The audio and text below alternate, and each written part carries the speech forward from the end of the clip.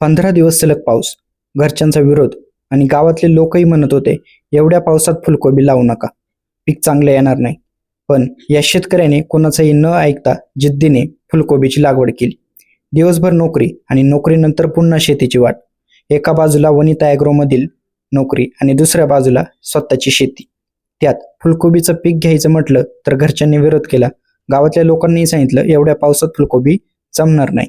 आणि खरंच जवळपास 15 दिवस सतत पाऊस पडला. पण त्यांनी हार मानली नाही. नोकरी सांभाळत, शेती सांभाळत त्यांनी हे सुंदर पीक उभं केलं. पण या संपूर्ण प्रवासात त्यांच्या पाठीशी खंबीरपणे कोण उभं होतं, तर त्यांची पत्नी.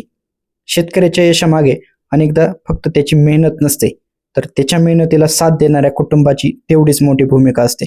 आज आपण याच सुंदर फुलकोबीच्या शेतात त्यांचा संपूर्ण प्रवास जाणून घेणार आहोत.